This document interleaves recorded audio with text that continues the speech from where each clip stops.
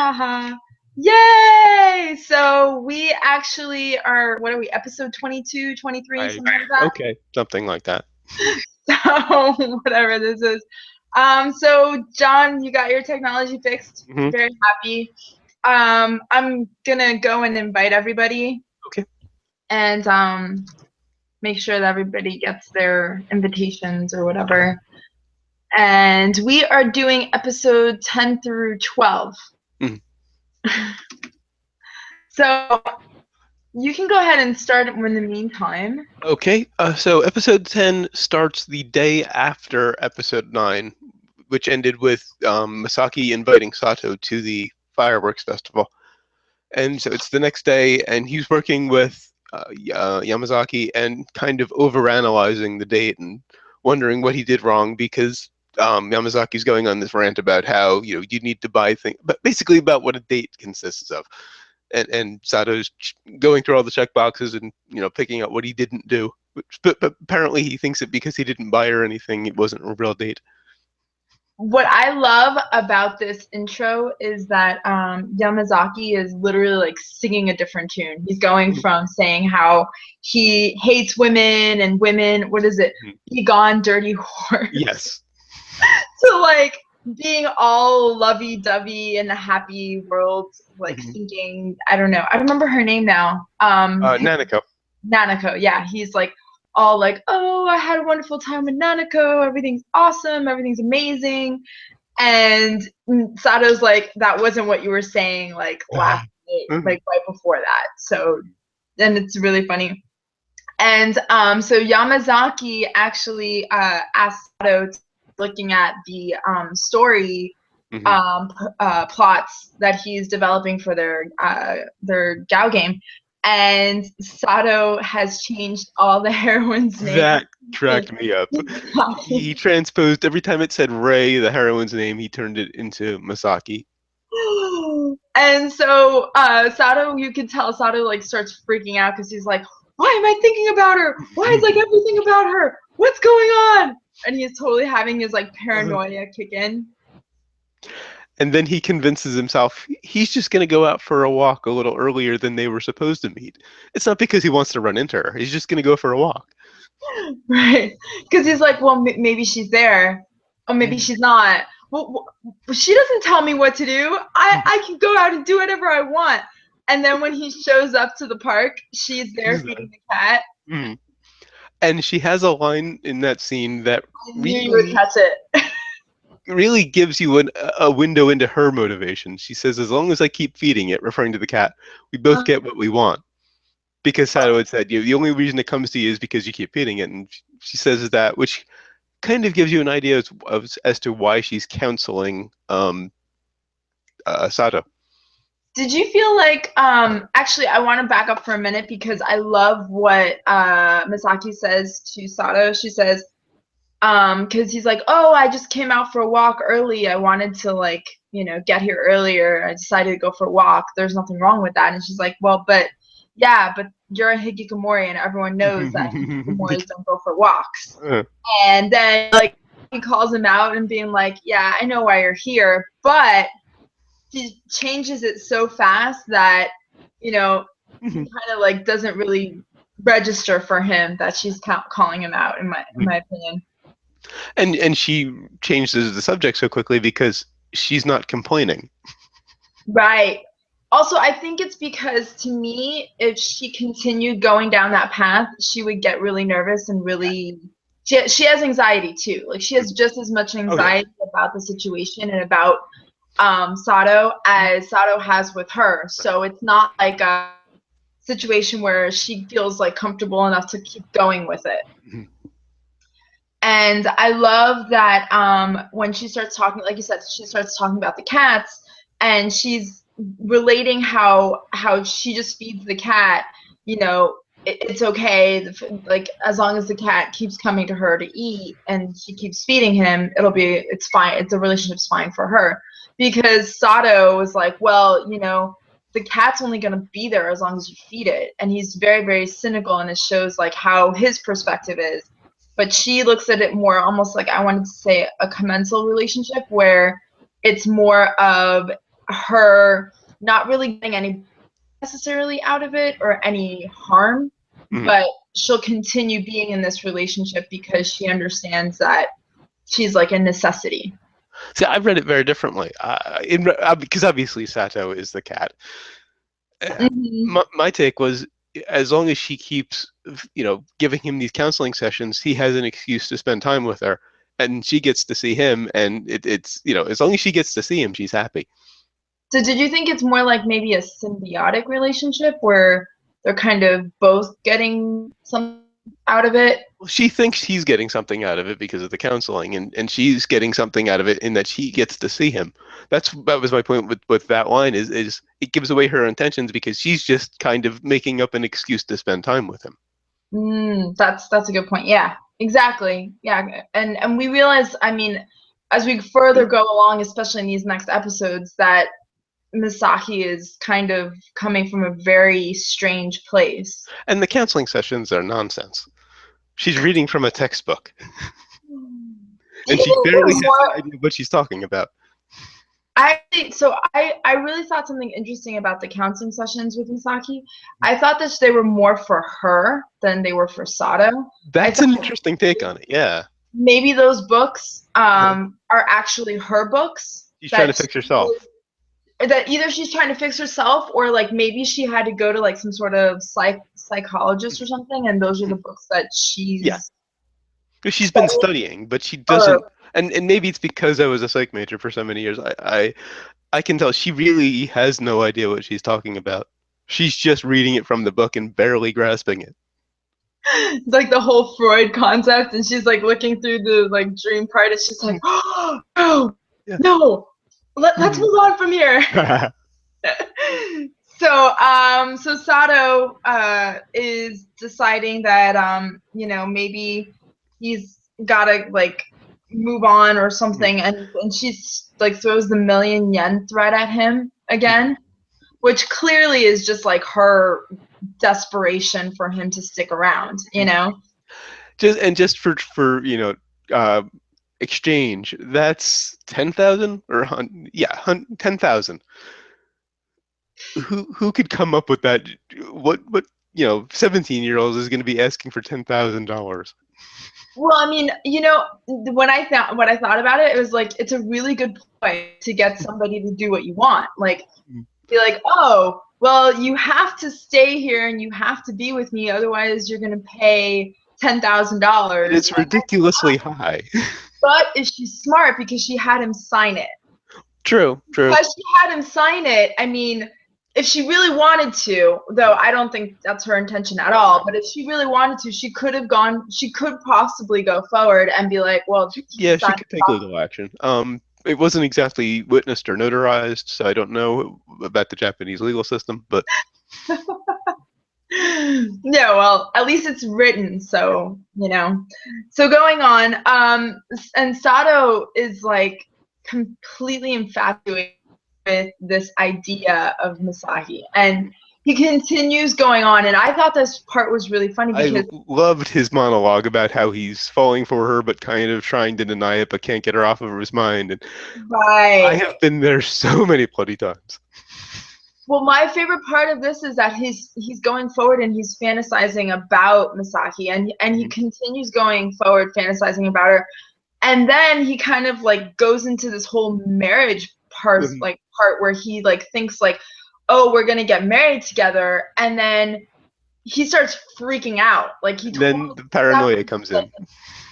That she's ever been telling him, he thinks he's a lie, and he realizes like, dude, she's met my mother. Like it's no joke. Like she's actually met my family. So, and I don't really know anything about hers. I have nothing to go on other than these things she tells me. Like her grandmother is related to a prince or whatever.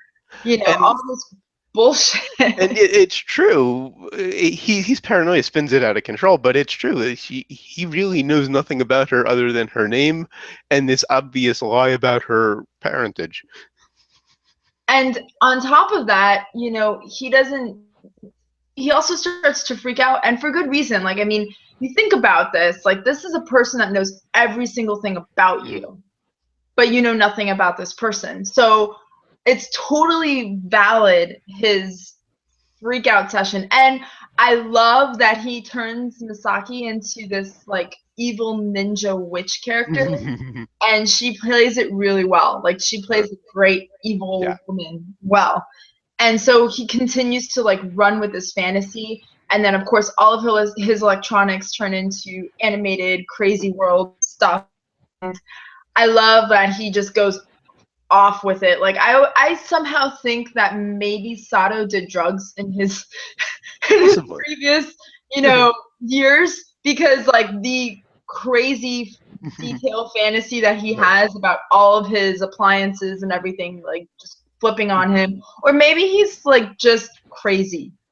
Well, he is mentally ill. We've established that from the beginning, and I think it's just something to give a face to the voices in his head. And they kind of oversold his fear of staying in hikikomori forever. That was brought up in like 2 different scenes. You said what? They kind of oversold his fear of staying in hikikomori forever. That exact line was brought up in 2 different scenes. Yeah, it's brought up pretty extensively in these couple episodes, actually, when you think about it. Yeah. It kind of oversold it, because obviously that it wasn't coming from outside. That was his own fear of staying in that position, which has been his whole motivation for the counseling sessions and everything. But they're overselling it a bit. What's funny to me is that it's becoming a fear for him of being hikikomori forever. But prior to this, I guess, portion of the story, we've always thought that Sato was okay with being hikikomori, and Sato's does show his progress. Yeah, it shows definite progress, especially in the coming episodes. So, so Sato decides, you know what, two can play at this game about being a stalker. After his whole crazy fantasy, paranoia, conspiracy theory comes back, and he says, you know, I need to know who this woman is too. Like, it's not fair that she just knows everything about me. So he gets Yamazaki, and then they decide that they're going to together stalk Misaki.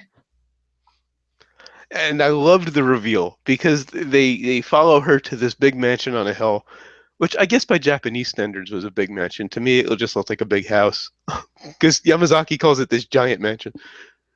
And there's this group meeting, and you see her aunt again, and they've established her aunt is part of this evangelical religious group, and she takes her to the meetings and all of this. And they're looking around this mansion, and they realize she can see the park, she can see, a little bit down the road, she can see right into their apartment. Yes. And I loved that reveal. For me, I actually was thinking Total House on the Hill, very creepy, very like, I don't know, horror film kind of feel, with like, now they're like seeing like she's got this weird family. They knew that she was part of like some evangelical thing, but they didn't realize the extent that her aunt is involved in it. Well, I didn't really see anything sinister there. I just thought, okay, she's brought her to another meeting of this group, and was just kind of on the outskirts, just there with her aunt, not really as a part of it. But clearly, she doesn't necessarily live there, but she knows where the place is. She's there regularly, and it's got these great vantage points. So I don't, I don't see her as necessarily sinister, just a little stalkery. I think he doesn't. I think you're right. I don't think it's maybe not so much sinister, but it's more of it comes from a very like mysterious kind of place, Or she just has a big crush on Sato and has been, harmlessly stalking him a little bit. Yeah, I like that. That's a good way of putting it. She's harmlessly stalking him. I do like Sato's reaction. It goes more to like what you're saying, because Sato, instead of like freaking out about it and going like, oh my god, like let's go find out more, like he sees kind of her situation, and I felt like he really felt like pity for her, where he was like, this is kind of a sad situation. I don't know what more has happened to her, why she's necessarily in this position, but he was like, you know what, I'm done. I don't want to see anymore, Yeah. And then he continues to kind of, he thinks that he should just leave it alone, you know, but he can't really just leave it alone. He still obviously has a thing for her, and he's sure what it is. And of course his when he gets home, he's just like, why do I still want to see this girl? Like, what's going on? And then of course once again his paranoia takes like physical form in the way that his appliances come to life and those creatures come back and all these voices manifest themselves, where there's this definite fear and paranoia that she's going to hurt him. This is why I've suggested a couple of times that he's paranoid schizophrenic. Mm-hmm. And I think that really goes to show his emotional lack of emotional development, you know, because he doesn't have that confidence in himself to think that, well, you know, regardless of what happens, I'll be okay. Yeah. And so his fear continues, and he grasps to his conspiracy theory concept. That's where my notes end.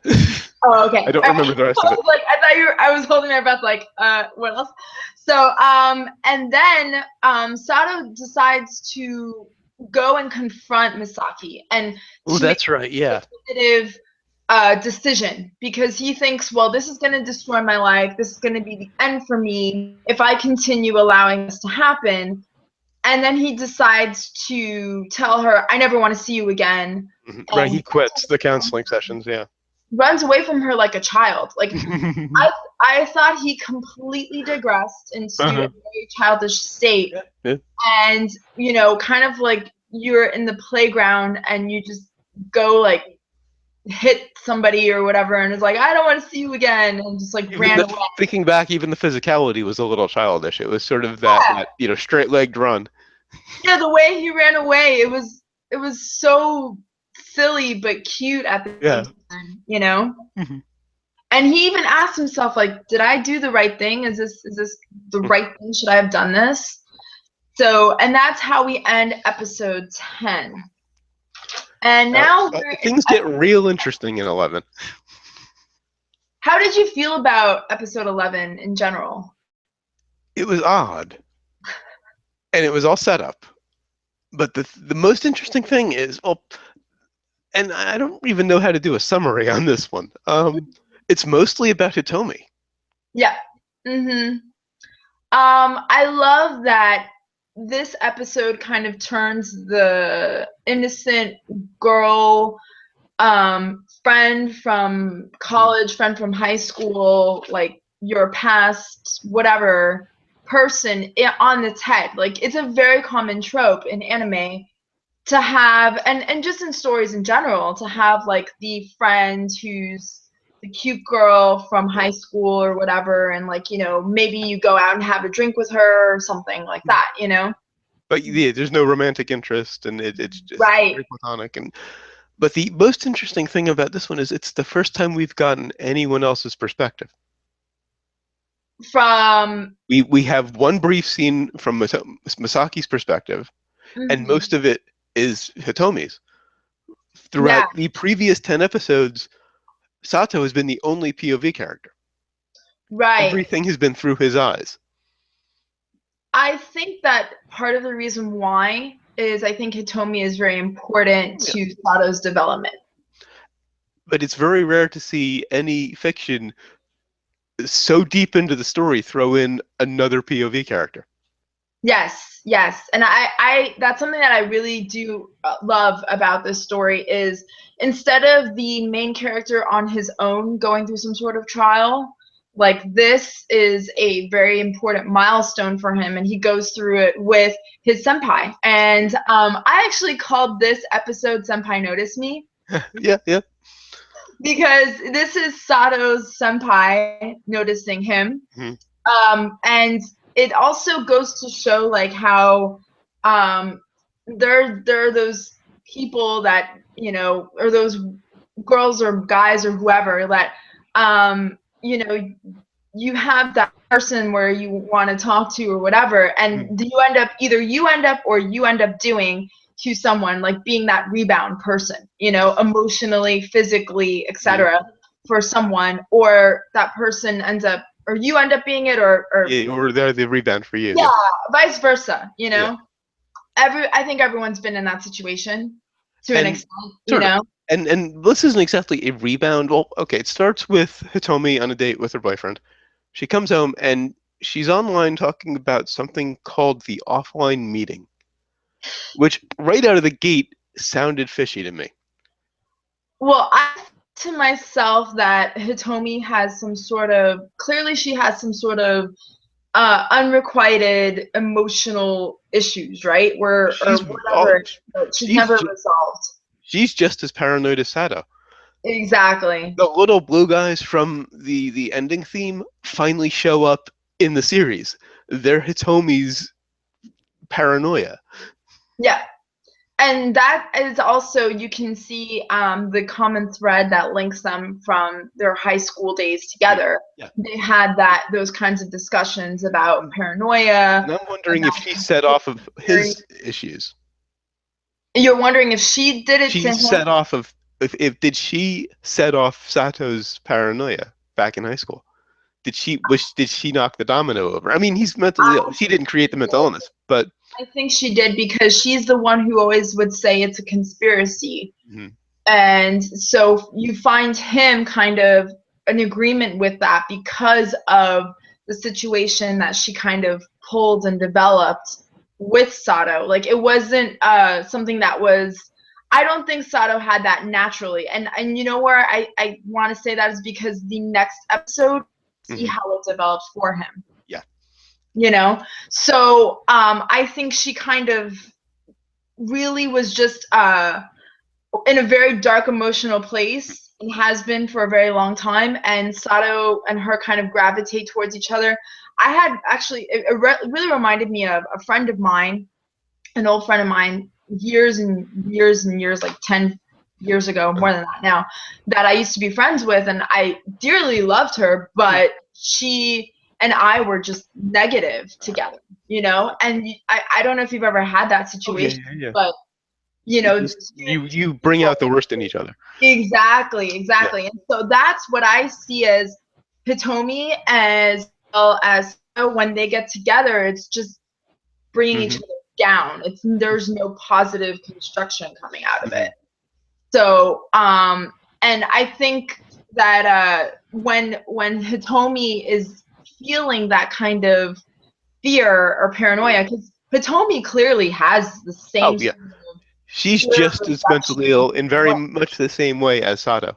Exactly. And we see that particularly, I mean, the boyfriend that she has seems to be like a really nice guy. Like, he's taking her to dinner and everything, and he's like, hey, you know, I'm sorry, I gotta work. And she's like, you always have to work, you know?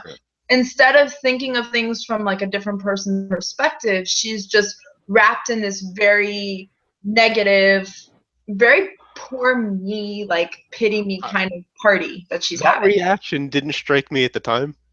But you always have to work. I didn't quite see that line the same way at the time. Now her entire descent through this episode and the next one makes sense. Right? I just didn't quite catch that reaction. Yeah, she's like, you always have to work. She goes home, goes inside, takes a shower, gets online, talks about the meeting. Right. And out of the blue, calls Sato to go drinking. Yeah, and you can see that this has kind of been the slow but consistent for Hitomi. When she goes to work, her issues that she has at work, and she doesn't feel fulfilled. And any normal, well-adjusted human being might be like, you know what, this job sucks. I'm going to find something better for myself. Instead, she allows herself to be bombarded, and you know, she knows that she's not enjoying the situation, but she's like, it's like an abused person where they're just allowing themselves to continue in that same. What it is, from personal experience, depression, which is exactly what we get to with the next one, which I don't want to spoil till we get there. Yeah. No, for me, I really like this one because she's like in this very negative, very like, oh, feel sorry for me kind of situation. And you know, she also, and you see like her coping mechanism. Her coping mechanism. You froze up. There you go. You froze up. Her coping I mechanism is. was like, what? My hand there. So, you know, she has her coping mechanisms of Sato and her continued pills. Mm-hmm. And Yeah. she's clearly on some sort of psychosis, Some kind of psych meds. something, or promoting her. Well, you know. I don't know. Either they're psych meds or it's some kind of soft medication. Yeah. Given where this goes, I'm guessing it's soft medication. Otherwise, they didn't work too well. Right, right. I think you're right. I think it must be self-medication because, oh, you're right. She mentioned it a few episodes previously that she was working in pharmaceuticals or something at one point. If I remember correctly, something to that effect. So that makes sense. But just getting back to the main story, so they show her life, and it's not a good picture. And cut back to Sato, he's obsessing about Misaki again. Hitomi calls him out of the blue, says, I'm on my way over, let's get drunk. So they drink for the night, and then the next morning, she takes him on a road trip out of the blue. Oh, one thing I wanted to mention too, when she's fantasizing about being beaten, and like being in this abusive relationship, she thinks of Sato. Yeah. And she says, when I think of someone with problems, I always think of Sato. I think that's weird. And she laughs at herself for it, but it goes again to show that, you know, that's her depression rock. I don't know how. He's her protege. Right. She created another monster. Misery loves company. Yes, yes. So Sato gets that phone call, and of course Sato is jarred out and out of bed, and he's like, "Who will be calling me at this time?" But when he realizes that it's his senpai, he's overjoyed. He thinks, like, "Gosh, senpai noticed me," you know. Exactly. And he's all excited because she's coming over, but then he's also freaking out because, wait, my partner's in there.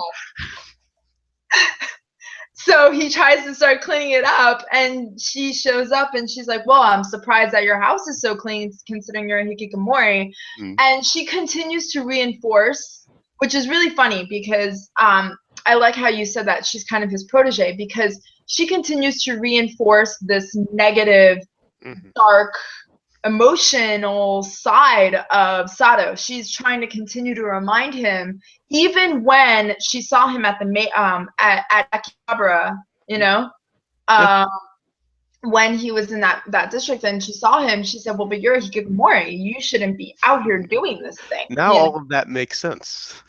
Right, right. And now she's reinforcing it and saying, well, you're a hikikomori, why is your house clean? Like, that's not normal. And he's like, oh, well, you know, I don't know, like, he just starts to ramble on, and she starts laughing about it. And then she continues on, like, trying to reminisce with him about school and trying to be like, oh, those were good times, the good times, blah, blah, blah. Back in the days when they were both miserable and, you know, she had someone to lean on effectively. Yeah, that would sit there and sympathize with her misery.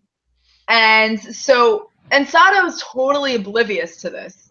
Like, Sato, I love that Sato, because it also shows, like, Sato is, like, all just excited and infatuated with the whole fact that his senpai has finally come to him and is sitting there having drinks with him, being drunk, and he's thrilled to pieces with it, thinking, like, oh my God, she's here in my apartment. Like, she's going to sleep here. Wow. And he doesn't even realize the fact that she's just passed out. Yeah. And he's fantasizing, and I love, like, the rosy colored view that comes over him, where he's like all, senpai, Sato, senpai, Sato, and he's just like, and she's like passed out. Love it. So, and she also says to him, let's have fun, it's time for summer vacation. So he realizes, that was the line, summer vacation. And he thinks, oh, okay, he's here for something. And he goes through her bag. He sees this like letter that says it's an offline meeting, and he's like, "Oh, great! That's awesome. This should be fun. Like, we're gonna go on a trip together." He thinks that it's gonna be some sort of kind of I don't know, retreat or vacation that they're gonna have. They're gonna go somewhere fancy and exotic, and he's all excited about it. And he's like, "I'm ready to go, senpai." He wakes her up. He's like, "Good morning. Let's go." I'm ready to rebirth, like start off my new life and become reborn. And this is the what is it? The resurrection of myself. It's a revolution. That was the. Thank you. That's what I was thinking of. The revolution of my old Sato, and I'm gonna be my new Sato. And senpai, let's go. And he's all excited, and he has like no idea what he's getting himself into. And from the first time I heard the offline meeting, there was just something creepy sounding about it. Well, I'll tell you, when I watched this, I was thinking to myself, like, there's something very wrong with a forum that people are talking like about abuse and Okay, I didn't. Well, that's not unusual. There are victim survivor forums. It's actually very beneficial. No. I don't mean that part. I think the part of her fantasizing about it. Yes. And her talking about how she's reluctant to join this online meeting, but she thinks it's important for herself. Like that whole bit. And then in the next episode, it continues when her boyfriend discovers all the stuff. Like, and you see like the kind of development, and you're like, oh, this is a very interesting kind of forum. It wasn't just a forum where people are talking about particular topics, but there's like it was also like they were encouraging each other to be more depressed. Yeah. So and moving on to 12. Yeah, moving on to 12. This is a case where at the time I was a little annoyed that when he finds her boyfriend finds her diary and it opens to a page and he sees a bookmark or it wasn't if it was a diary or book or what have you, and it shows a bit of text and there was no subtitle for the text. And at the time I was a little annoyed. In hindsight, I'm glad there wasn't. Right. Because it added to the surprise. Yes. If I remember correctly, because when I watched this on Netflix, I don't think that there's any subtitle to the text either. Okay. Neither on the website nor on the book. But I from what I remember. Sometimes when they do subs, they don't bother with the text in a lot of cases. Which I thought, for me, I'm glad because it's more of a surprise. One thing we forgot to mention, though, is Misaki sees Sato into the car with Tomi at the end of episode 11. Right. She's running after him, and she falls. And I just felt so bad for her. I was like, oh, Misaki, I'm so sorry. So going on to 12.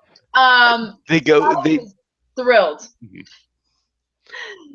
And I love that he keeps saying, gotta keep her smiling, it's our new beginning, and he's saying how everything's fresh and new and wonderful, and he's like got all this positive energy and really like excited and thrilled pieces and smiling. It's so much funnier in hindsight. And then he's like, he gets to this train station and he sees like all these other people, and he's like, wow, these people look really gloomy, like really sad. He's just like, I don't know. He's like, what's their problem?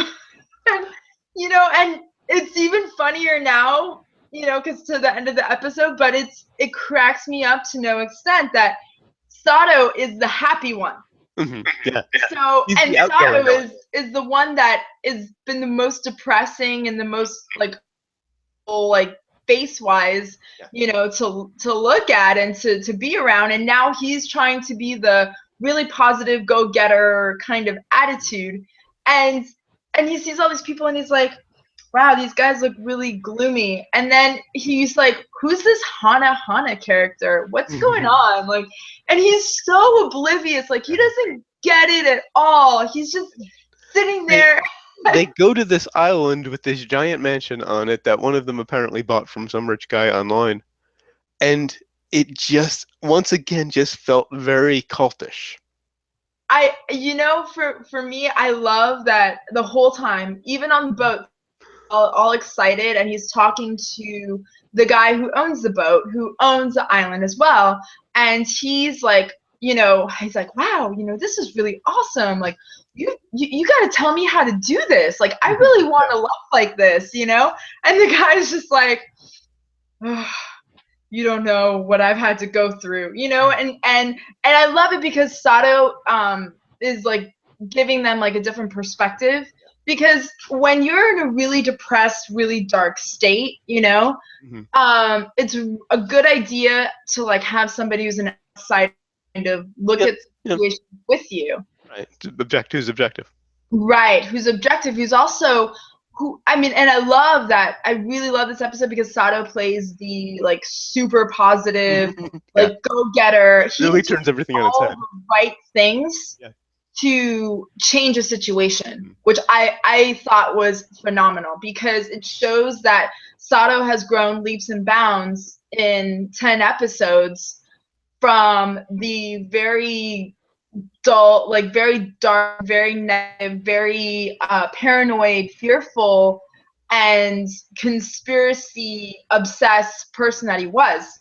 And the last line in my notes, and I'm not jumping to the end just yet, but the last line is "called it," because mid-episode he was asking one of Hitomi's friends about something, or basically trying to learn something, what have you, and the guy says, "What's the point of asking that now?" Yeah. And I knew it. Yeah. So there are hints throughout this episode that this is a suicide club. Let's just drop it. Yeah. So this is a suicide club. They're coming together for an offline meeting because their whole intention is to off themselves. So they're, even in the train station, they're saying how there's no turning back now. And when Hitomi goes and says, "Oh yeah, this is the boyfriend," they're like, "Oh, that's the douchebag boyfriend." They're like, "Well, whatever, he's made his decision too." And so when they get to this island, it is a gorgeous island. It actually reminded me of something that I saw in Thailand. It actually reminded me of I didn't get to it, but Koh Samui or Maya Bay. Maya Bay was beautiful. So it reminded me of that kind of feel and look to it.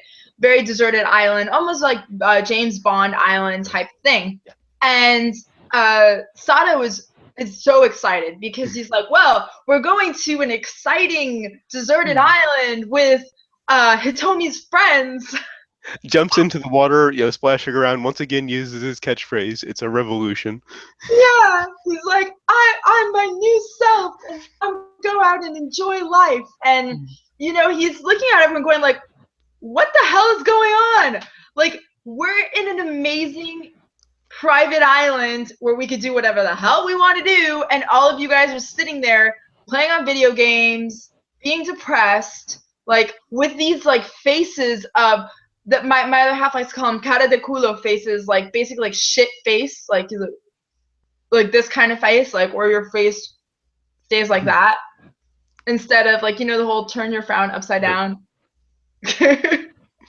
So anyhow, like they have all these horrible faces, and he's acting like he's just on the vacation on this beautiful deserted island, and the general consensus from everybody is, what's the point?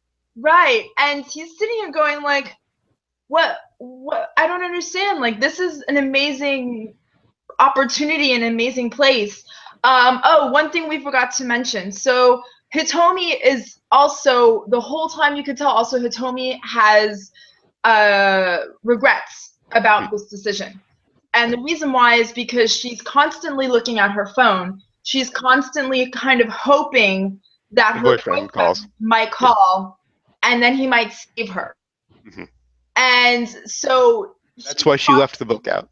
She finally gives up and drops the phone in the ocean and is like, you know what? I'm done. It's appropriate. that's what she said. And he's like, okay.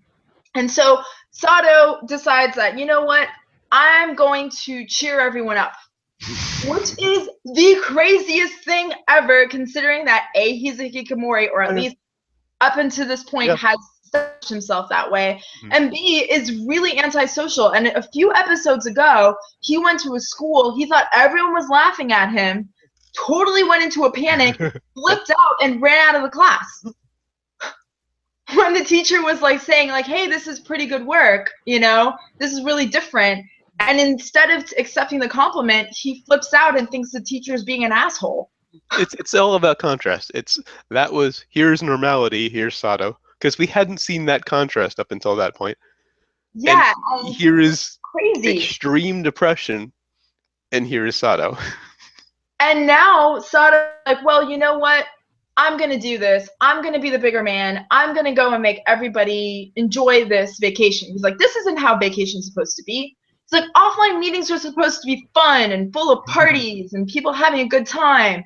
He's like, this is shit. I want to change this. So he starts talking to the boy who's playing a video game, saying like, oh yeah, I play lots of games, mostly gal games, but sure, And then he's decides that he's going to talk to the guy who is reading a book.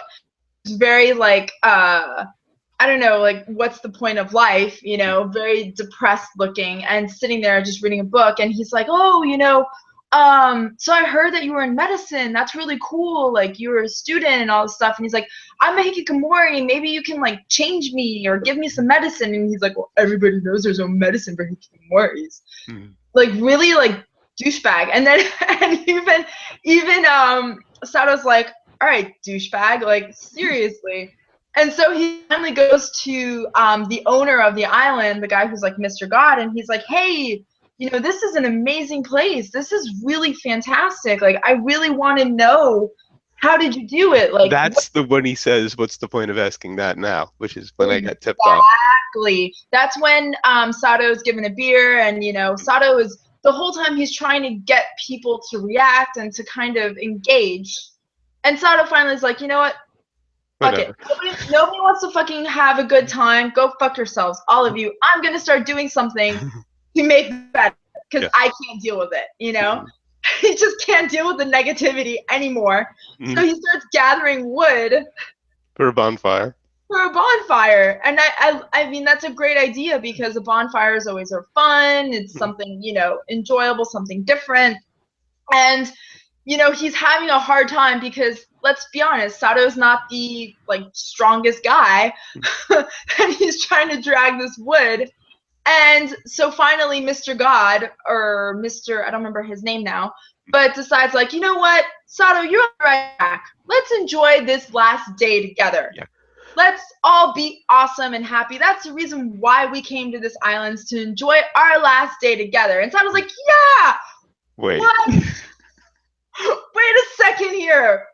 What the hell did I just step into? And just before this, we get another outside of Sato's perspective scene with Yamazaki running into Masaki at their apartment, at Sato's apartment, and Yamazaki basically runs out and pounds on the door because he needs Sato's help because he woke up late on the day that this big thing on the boardwalk is happening where they're showing off the game. And Masaki's there looking at, trying to find him. And then the boyfriend shows up.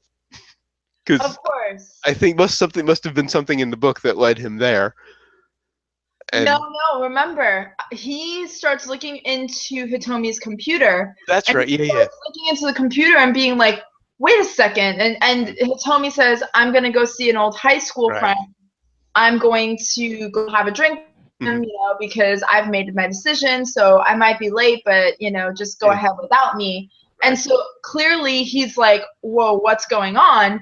And he finds Tatsuhiro's address and everything. And so he ends up showing up right there. He shows up right when Masaki and Yamazaki are trying to figure out where he went. Masaki, of course, saw him drive off with Hitomi. She tells the boyfriend, who knows a bit more than they do about the situation. And they don't show him explaining it, but I could tell that was the moment where he just told them exactly what is about to happen. Yes. And Misaki is like, he's gonna kill himself. Wait, what? What? Did he flat out explain it? I thought they cut before he said that. No, he says I think he did say it. Okay. Yeah, I'm trying to remember now, but I think he did.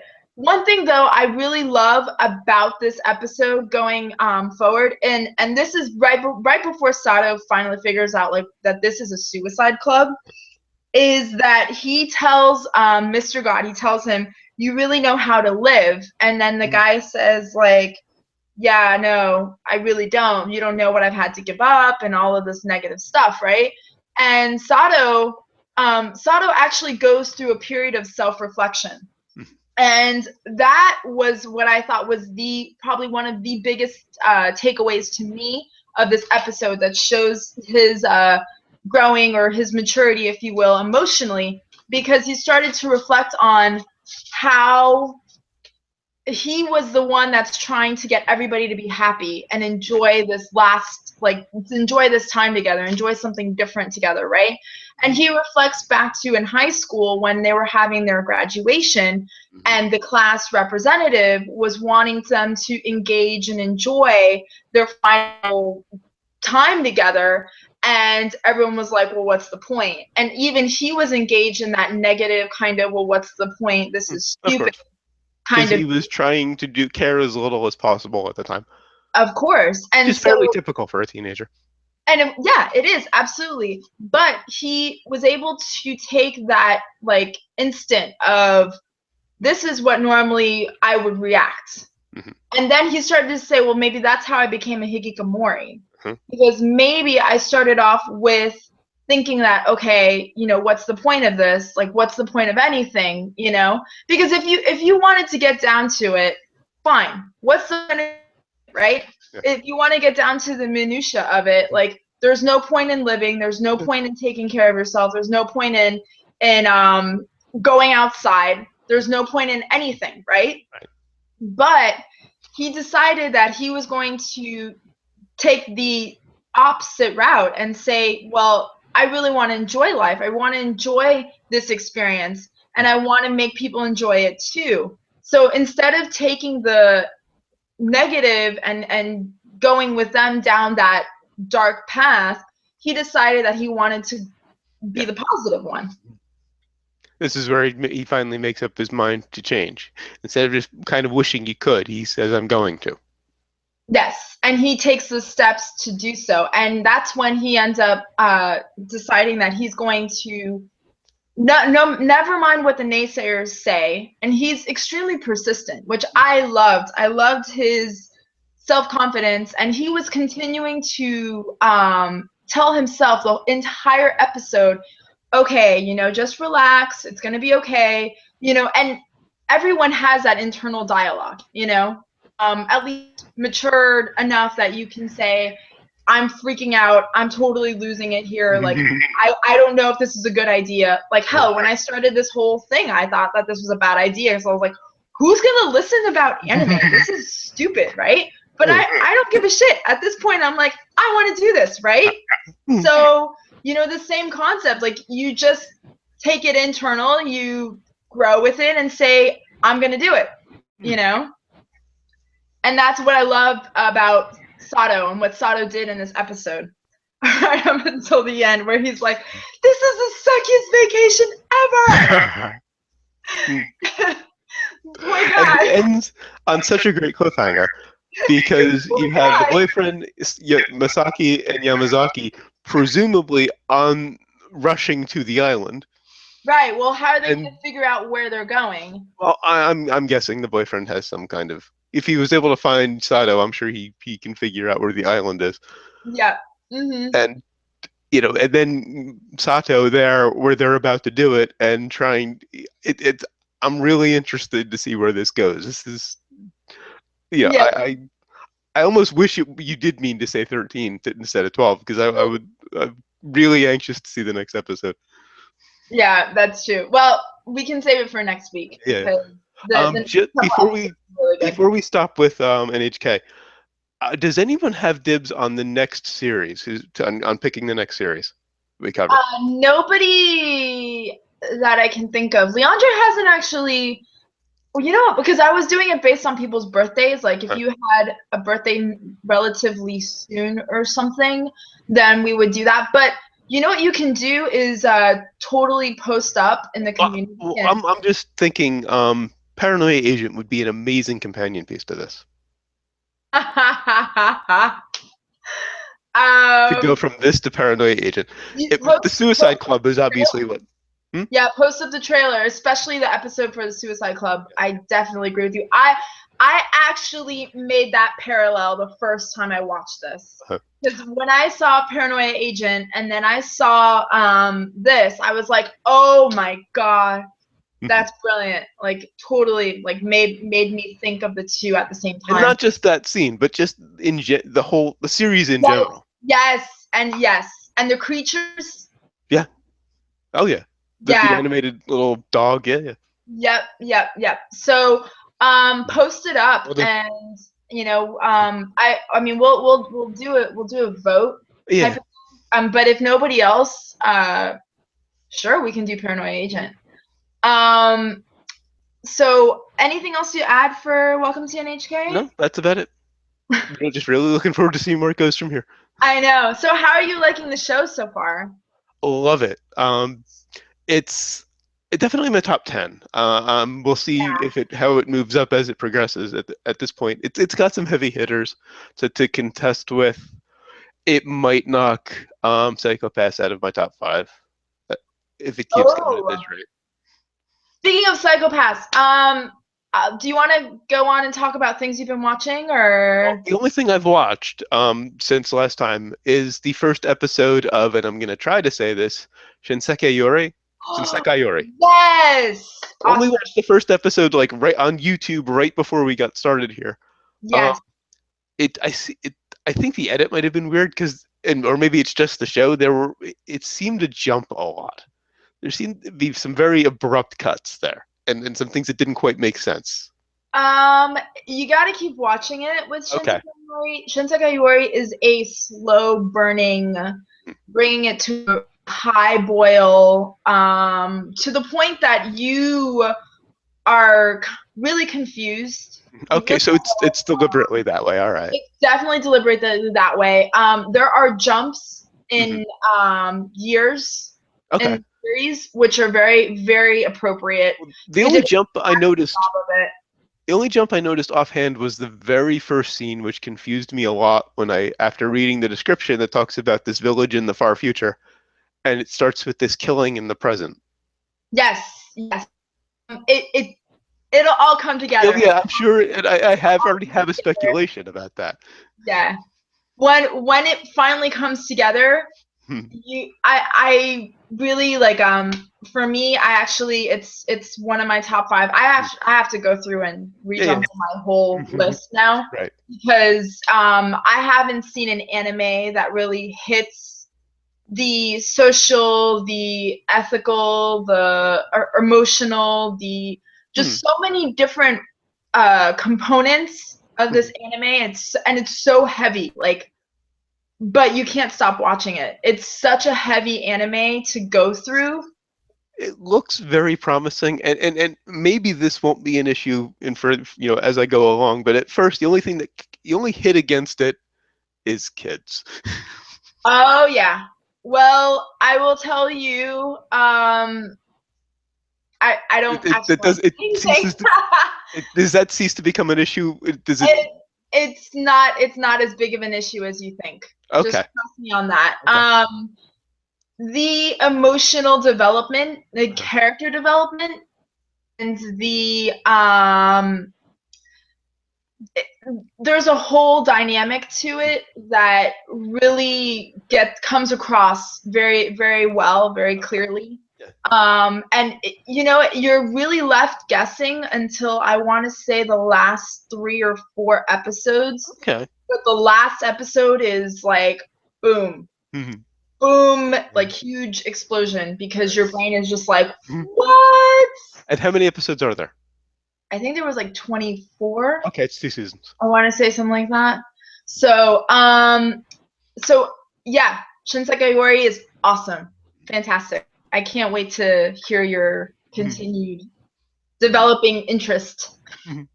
So, I've watched quite a lot because I realized that I eat anime like I eat food. Like I love food a lot because I really do. But and so I eat food and anime, like they're like my things that go together. So and yeah, so particularly I've been eating a lot of very crazy kind of anime. Psychopaths, I've like finished in one night. So you've seen season 2? Oh my god, it was so good. Okay, So good. I want a season 3. Well, going back to my comment when we first talked about this before you watched it, I maintained that, and I can't remember his name now, but the season 2 villain was more interesting than Makishima. Season 2 villain, yes. Makishima was awesome, but the season 2 villain was far creepier and more interesting. For me, season 1's villain, and I think I don't like how they. I don't know. Did they kill each other off? Is that what we are led to believe?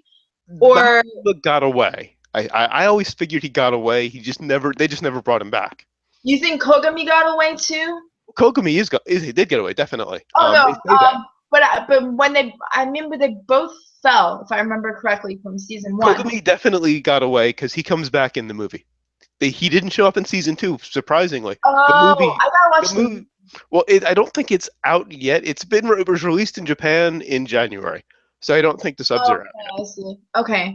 So yeah, because I gotta watch the movie. I haven't. The movie centers around Kogami. I've only seen a trailer. Cool. So he definitely survived. Okay, cool. There's a question about Makishima. I really like his character a lot, and I was kind of sad that he wasn't there until like I think it's episode 10, where she has this feeling that Kogami's there, like helping to like. Yeah, he did have that. He did have the one appearance. I forgot, in her head, right? Yeah, he guides her like few times.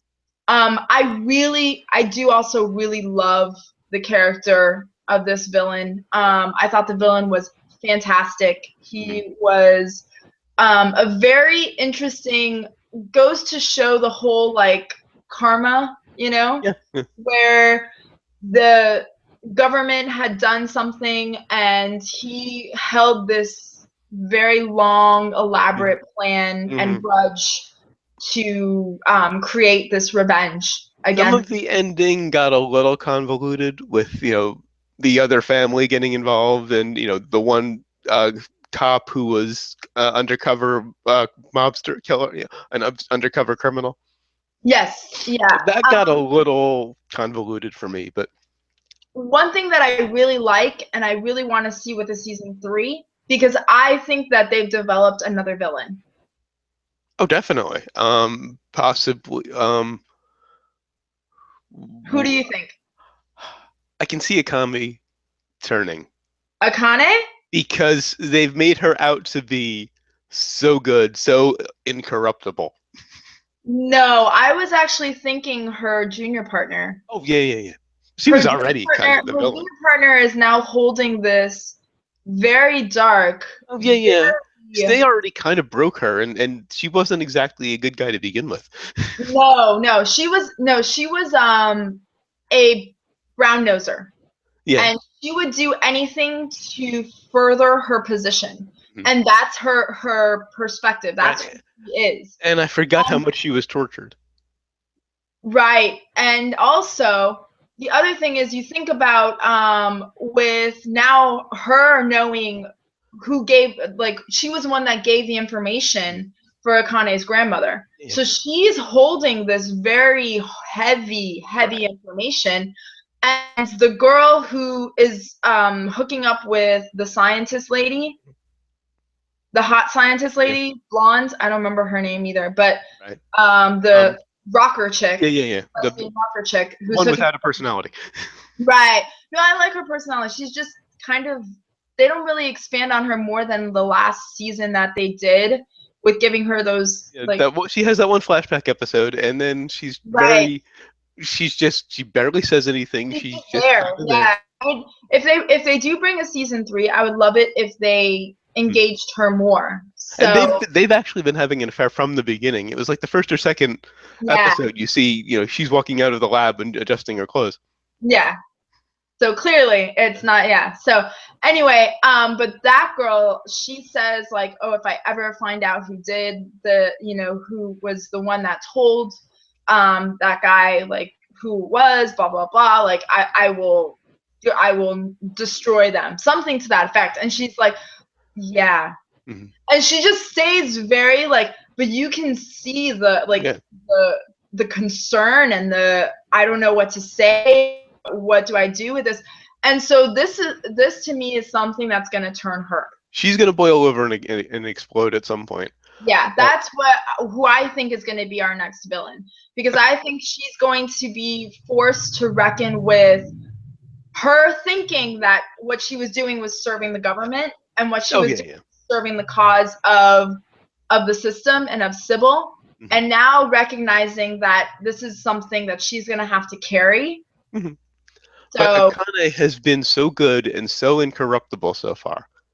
They have to break her at some point. I don't think Akane ever has that. I think she's Even more if it's just for an episode. She has to turn dark. Well, I think she's turned. I mean, because she's facing all of this stuff, and I think it's because she doesn't turn. I think because she has that definitive sense of justice, which keeps her level-headed. And I think that's what they kind of continue to push, is because what I, from at least from my perspective, is that they're saying that regardless of the situation, like if you have that moral compass, you will be able to figure out the right and the wrong. I think the system is telling you it's right. I think she'll come back from it, but I think it would be really interesting to see her turn at some point. Just maybe she will. What did you think about the big reveal of about Sybil? Oh, about Sybil. Oh, that was first season, the brains, right? Right. No, that was the first season. That was first season. This season was the family taking control of Sybil, right? Right. And leading out the collective, like right, yeah. Considering that if you have a collective, and in the collective there are the collective has more clouded, right? Then that's going to alter how you are judged. And it's been Sybil's been tainted.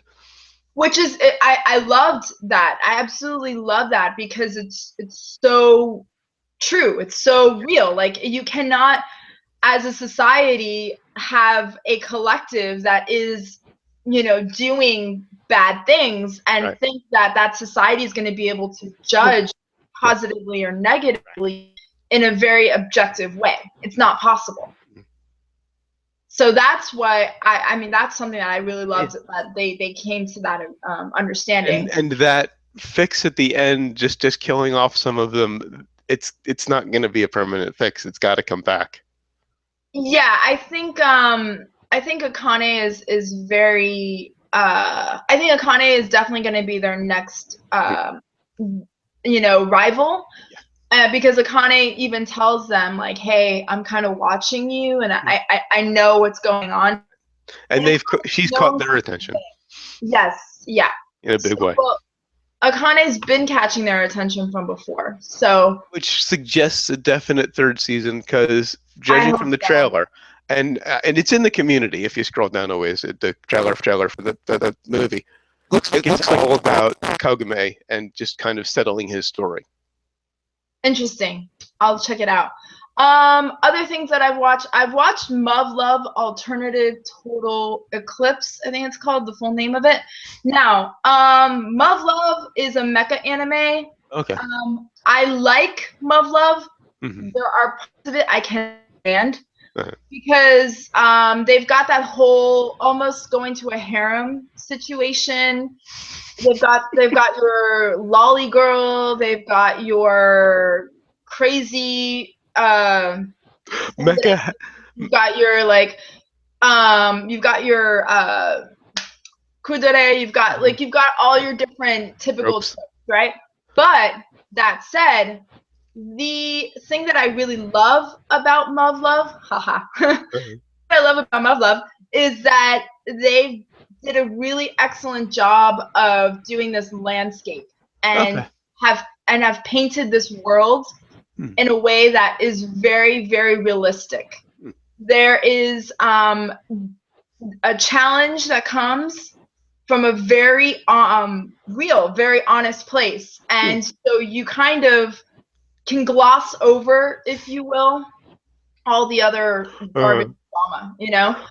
Mecha and harem are my two least favorite genres, so Well, yeah, I mean, like I said, you know, the mecha portion of it is not the part that for me is the most interesting. I think the emotional roller coaster that you get, the development of the characters is more interesting. But from what I've heard from reading Mal, a next season would be a terrible idea for them because they depart from all the things that are good, and then they go to like all this garbage, and they bring in like all this like soap opera crap drama that you're just like, what the hell, man, you know? So that said, Muv-Luv, it was good, but could have been better. Right. Love Noeen. Noeen was fantastic. Mm-hmm. Really well done. I thought it was a really interesting anime, especially the whole like if you can go back and change yourself, like what would you do type of thing, and the idea of multiverses I really like. So that was something for me that I appreciated, and I think I rated it pretty highly as well. And the way the story ended was really nice. So It's been a while. Refresh my memory on the ending. knowing they end up returning everyone their dimensions. Okay. Yeah, Yeah. it's a nice happy ending. It's a nice refreshing ending. You know, nobody dies except for the bad version of what's his name now? Karasu. Yeah. The guy who Yeah. starts off as a villain and loses his mind. Right. And One of the most interesting characters. Reminds me a lot of, and I'm blanking on his name again. From Last Exile. Lavi and No, the yes, I don't remember. villains or Yeah, those two characters remind me a lot of each other. yes, Both villains who kind of lose their minds and get interesting. yeah. So Noeen was great. I gotta tell you though, I watched the most interesting and adorable thing called Cat Shit One, Okay. and it's rabbits, Mhm. rabbits that are pretty much rabbits playing Call of Duty almost. Okay, sounds With interesting. camels in their brand. This is on Kiss Anime? I think it was on Kiss Anime actually. Okay. But it was fantastic. It's really, really adorable. Very, I think I need to see an episode of that at though. least. Really well done. Okay. Somebody played a lot of Call of Duty doing it. So I don't know watched. if I mentioned this. I saw Expelled from Paradise. Oh, how was it? Did you like it? I liked it. It was interesting. The main character. I think we did talk about. I think we talked about it when I was like halfway through it because the main character, the main male lead, was basically Spike. Yes. It was good. The ending was a little generic. I want to see something just completely pull away from the tropes. You know. I gotta tell you something that I started watching. It's streaming now. It's streaming for the summer, so it is on Crunchyroll.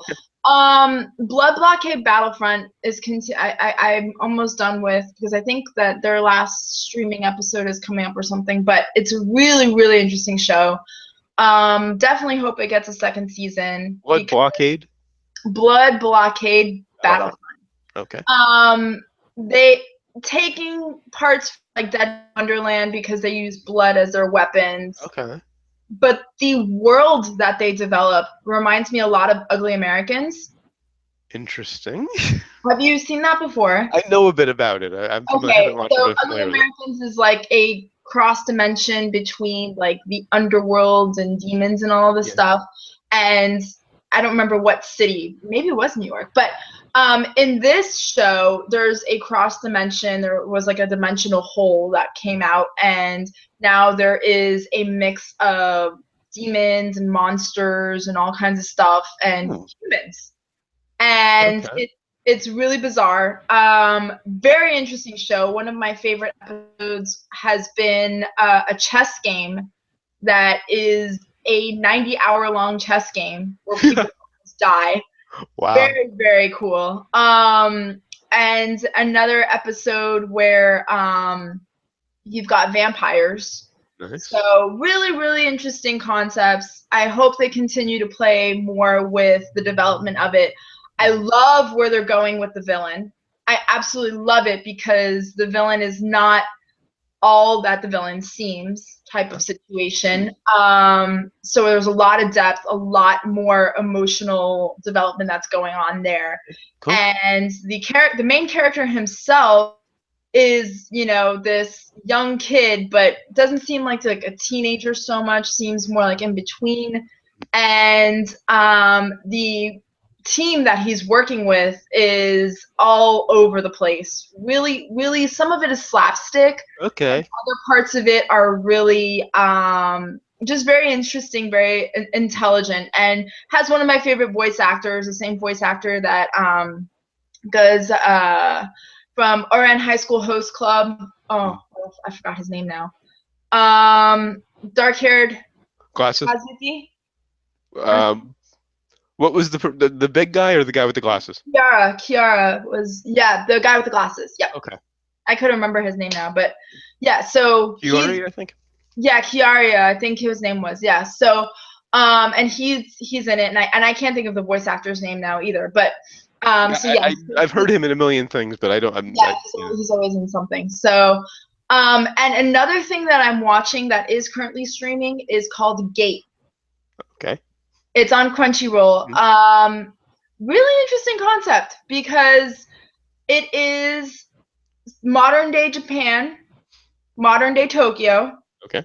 And a dimensional hole has been in the middle of a place that was supposed to have their anime convention, anime and doujinshi convention, and all of a sudden people are, you know, lining up, getting ready for the convention, and all of a sudden there are these insane, like, crazy monsters and at an anime convention, so through and insane, like, and people are getting killed actually in the streets of Japan or in Tokyo. And this one guy who all he wanted to do was go to the convention ends up having to, like, go into full gear, and he's a police officer. Okay. And not police officer, but he's in the JSDF. So, and he ends up, you know, stepping up and being like, hey, we got to do this, and he starts, you know, taking over and telling all of the other guys what to do, police officers and military and everything. And, you know, he ends up pretty much securing the gate for the current time. And then the JSDF decides that they're going to send an envoy into the gate, and like one of the people, and he's just like, you know, man, all I wanted to do was go to my convention. And it's hilarious because it's almost parody at times, because they're all like excited and they're like, do you think we're gonna see like a lolicon girl? Do you think we're gonna see like a hot witch or like some like sexy elves or something? And sure enough, like, and it's so funny because one of the things that his colleague that is with him in the envoy and actually in his truck, and he's talking with him, and he's like, oh my god, look, it's a gothic Lolita girl. And it's got a lot of humor, it's got a lot of like interesting stuff, and at the same time it's got this whole two different social dynamics, which is really cool, because you've got modern day Japan, modern day US, and they're all talking about it and they're freaking out because it's in Japan, this gate, and they're finding resources that can make Japan richer and give Japan new advantage against other countries, et cetera, et cetera. And so the US is like, well, maybe we should let them be the guinea pig. And China's thinking of sending people over there as well. And so then you've got all this like side dynamic here in the real world. That sounds real interesting. And then inside the dimension you've got a king who is trying to pit his different nations against each other, using them to fight against the onset of the JSDF, who of course have the superior weaponry, but he's also using them to he's using the JSDF to kind of take over and secure his position. Wow. So it's very, if it continues the way that it's going, it seems really, really interesting. Now, my only concern is that, yeah, you have those tropes. And of course, you know, there's a fairy girl. The fairy girl's been saved. Now she is like all owes her life to this guy, but the guy's not even interested. I love that because he's more interested in updating his like anime world, like almost like he's updating his mal and trying to like figure out like what's going on in the anime world versus an interest in like this dimension. Okay, it's in my queue. Yeah, so it's a really unique, I haven't seen anything like it kind of concept. One thing I wanted to ask, because I noticed it in the sidebar when I was watching Shinseki on Crunchyroll, on YouTube rather, because I don't know, I know you were watching it. I don't know if we discussed the ending. Sunday Without God. Oh, so I liked Sunday Without God. I thought Sunday Without God as it ended I thought it was a nice ending. It seemed pretty. I remember she brought back. He ended up not dying. The Alice, something like that. And so it was a nice ending. It just kind of stops though. I kind of feel like it fizzled out. Yeah. Like they kind of didn't know what else to do with it, type of thing. It was a shame because for me, I thought they could have gone more into the world. I would have liked more development with the idea that people can't die except for with these like creatures, you know? Yeah. So I would have liked to see more if they had developed that, but there were some brilliant episodes, particularly the city and the school, and just some of the directions they took were amazing. Yeah, and I loved the concepts that it had. I mean, I really thought it was really unique. I love that city. That city was so interesting, and especially since the people were choosing to die to be in that world, you know. And I thought that was a really take on the way that you see a lot of anime. And I was really disappointed that it kind of just fizzled out at the end. Samurai Flamenco I finished as well. I forgot to tell you. Yeah, I told you I've been like eating anime like crazy. So, and Samurai Flamenco I thought was great. I thought it was really, really fun. I love that the ending is him stripping down naked. Because it's a metaphor, it is a literal sense, it is because he's getting more and more powerful as the series begins. Yes, and he effectively becomes a god. Yeah, but he also recognized that at the end of it all, he's still human. Yeah. Well, that was the point. I like the way that it ended. He gets so powerful by the end that he's effectively a god. Where else do you go? Yeah. So I think they had to pull out that, you know, and I love that they utilized a boy from the past, the boy that made him famous, the boy that, you know, is, and it's almost like it's his own self nemesis. You know, it's his internal kind of like, well, I don't think that you're good enough type of thing. And he had to do a lot of self-reflecting to realize that everything that he's been looking for and the weapon he's been looking for is within himself the whole time. So I really love that shift and how that whole thing happened. And the ending with him and Goro, his friend, was brilliant. I love that he was like, I'll be your girlfriend. I'll marry you. I love that. I thought it was phenomenal. And as Samurai Flamenco is one of those shows where episode by episode it was good. As a whole, it was brilliant. Yes. Episode by episode good, and as a whole brilliant. I thought it got so ridiculous to the point I was like, am I really gonna keep watching this show? As I was pulling me in because there was something interesting and different about it. And I I shed a little bit of tears because of the whole Goro's girlfriend Right. and that whole situation, because I get it. I mean, you know, you lose somebody and you want to maintain their memory. You don't want to forget about them, you know? But to the extent that he did it was... I sympathized, but it was also kind of insane. Yeah. So, and he continued doing it, but in a kind of funny way, where he's saying that his girlfriend is a Nicaraguan. I love that it kind of made fun of itself in that sense, you know? But it's the only time I've ever seen in any kind of series where I'm still convinced the writers were trolling the fans. I can Every time they took that twist, it was a troll. Yeah, I could see that. And I like particularly the Power Rangers twist. I like how they pulled it all in, though. I love how they pulled in all the Power Rangers in the last parts. You know, it all made sense at the end because it was all a big test. Right. Yeah. It was a really nice ending. Nicely done. Yeah. Other things that I started watching Heroic Age. I think that's pretty interesting. I just started it, so I'll keep you posted. One that I'm working through on Crunchyroll very slowly, but it's interesting. And it's one of those, it's got like hundreds of episodes under its belt kind of deal. So you get through it slowly. Folk Tales from Japan. Oh, yeah. I've heard of that one. Yeah, I want to check that one out. Slightly different animation style every time, and it's just one of the it's a complete anthology where it's just a little different every time, and it's really interesting.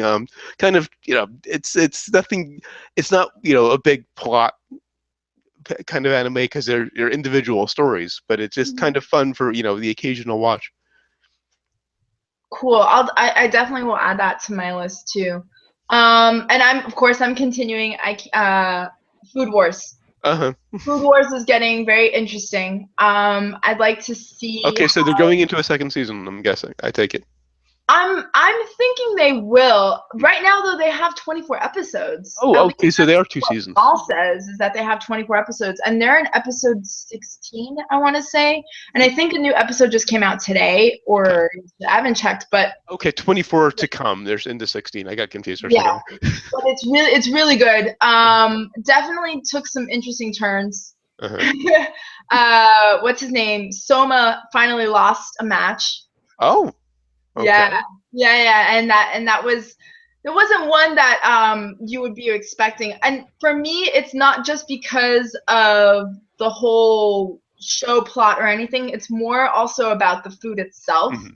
The dishes they're cooking are phenomenally interesting, very well thought out, you know, and they really add to kind of recognizing each character and their kind of trials and tribulations and their own lives, you know. Particularly last episode that came out before was really, really interesting. I'm just waiting for them to market a cookbook. Yeah, I really, every time I watch it, I get more inspired to make something and to do something different and all of that. So some of these Google Plus posts that I come up with are off of my inspiration with Food Wars, because I sit there and watch it and I'm like, oh, I want to make something like that. How do I do that? Like, you know, and I have to think like, what ingredients do I have, and just like start going off on it. But yeah, it's a really interesting take on food, and I love it because it kind of takes you like your whole Food Network challenges type thing, but makes it really interesting and also gives it like more, I don't know. I love anime, and the fact that it kind of went. You love anime, you love food. It's kind of the perfect combination for you. Pretty much. So, and on that note, I don't think I have anything else to add. That covers it for me. All right, so maybe Tuesday. Okay. Possibly. Yeah. And hopefully I'll have my camera set up by then. Cool. All right. So have a great rest of the week and weekend, and I'll see you next week. All right. Bye. Bye.